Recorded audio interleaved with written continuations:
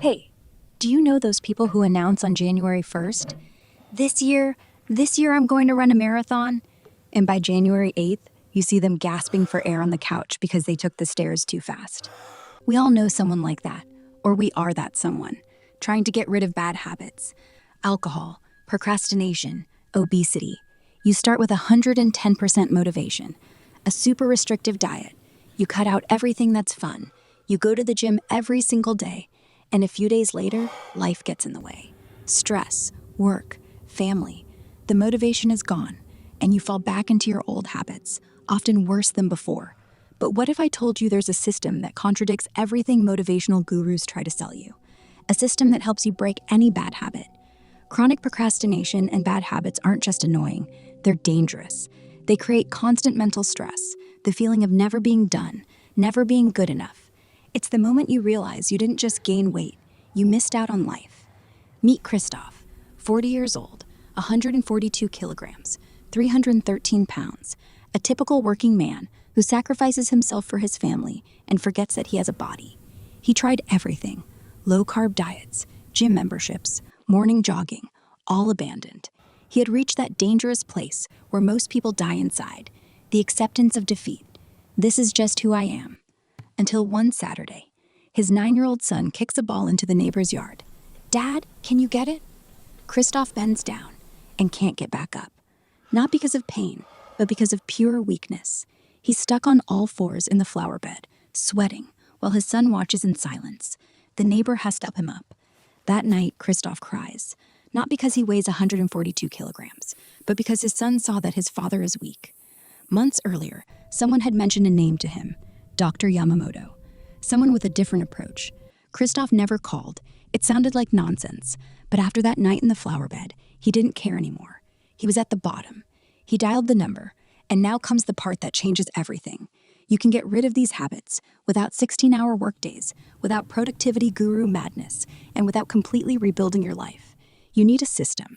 And surprisingly, it doesn't start with your calendar or the gym. It starts with a glass of water. Yes, exactly there. Christoph sits in Dr. Takeshi Yamamoto's office. Minimalist.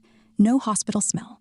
The doctor listens to the flower bed story and asks, "Do you know why you failed?" Christoph lists everything. Lack of time, genetics, metabolism. The doctor interrupts him. "No, you failed because you tried to win a 40-year war in a 2-month battle." Here's the brutal truth. When your habit system is out of balance, your brain reacts with cravings for quick dopamine, decision fatigue, and constant distractions. You can work yourself to death. If your brain isn't on board, chaos remains. What destroys your system? The villains, radical, all-or-nothing plans. The belief that you have to become a new person overnight. What helps? The heroes, microscopically small changes. Dr. Yamamoto leans forward. I'm going to ask you to make one change today. So small, you'll think I'm joking.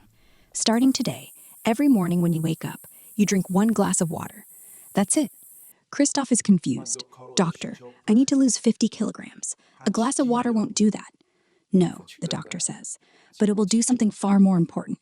It will prove to you that you can't keep a promise to yourself. That is the hero. The first hack. Christoph does it.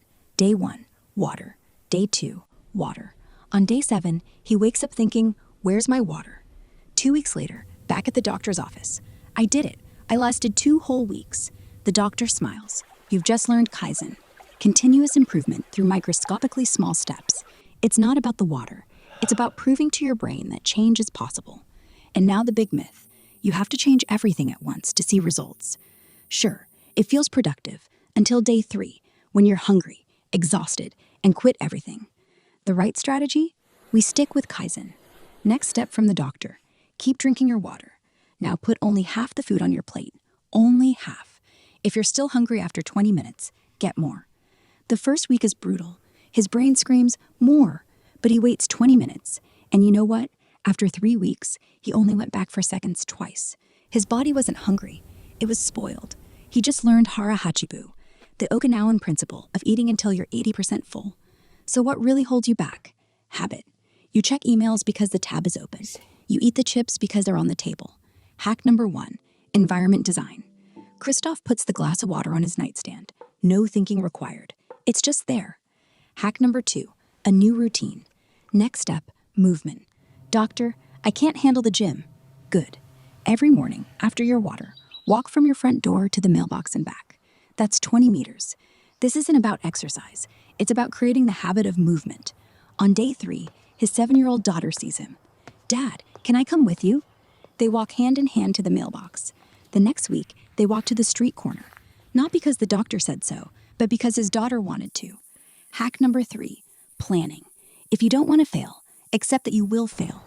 3 months later, 14 kilograms gone. Then Christmas comes. Social pressure. Come on, Christoph, once doesn't matter. He gives in. He eats until he feels sick. He feels like a failure. He wants to quit. He writes to the doctor. Dr. Yamamoto, I ruined everything. The reply? Come to my office immediately. The doctor asks, did you drink your water this morning? Yes. Did you go for your walk? Yes. Then you didn't fail. You stumbled. This is Wabi-Sabi, the philosophy that celebrates imperfection. One imperfect day does not destroy a perfect journey. Christoph stops trying to be perfect. He tries to be consistent. That is Gambaru. Perseverance. Continuing even when it's hard. What you need is patience. Productivity is a marathon, not a sprint. Christoph had relapses, New Year's Eve, birthdays, but every time he stumbled, the next day he stood up and drank his water. 6 months, 23 kilograms gone. But the real change? He plays Lego with his son on the floor and stands up afterward, effortlessly, without thinking. His wife suggests a walk. He says yes. Why is sticking with it so hard? Because your brain is smart. It hates change. It loves habit. And here comes the biggest myth of all. I just need more willpower. No. What you need isn't iron discipline. You need an environment that supports you and a why stronger than the pull of the couch. Dr. Yamamoto asks, why are you doing this, Christoph? He thinks, I want to see my children grow up. I want to walk my daughter down the aisle. I want to be present. That is Ikigai, your reason for being. His goal wasn't weight loss. It was being there for his family. The weight was just the obstacle. When he wanted to quit, he didn't think about dieting. He thought about holding his daughter's hand. He imagined his future self, not richer, but freer, proud, less stressed. He locked that image into his mind.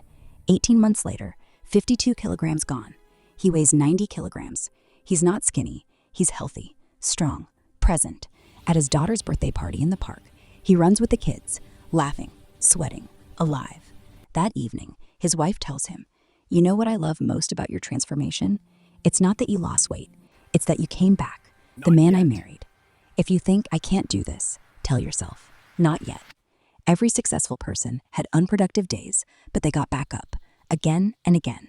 Now it's your moment. You made it this far. You're looking for something. You might think, my situation is different. You're right, but the system is the same. Stop trying to win a 20-year war in a 21-day challenge. Here's the same challenge Dr. Yamamoto gave Christoph. Choose one change, the smallest possible one. So small it feels ridiculous. A glass of water, 1 page of reading, 1 minute of meditation. Write it in the comments. What is the one microscopic thing you'll do starting tomorrow? Ignore everything else, just this one thing. Because when you write it publicly, an idea becomes a commitment. You may have your system, but what happens when other people try to sabotage it? Your boss, your coworkers, even your family. In the next video, I'll show you how to become the calmest person in the room, not by suppressing anger, but by completely turning it off.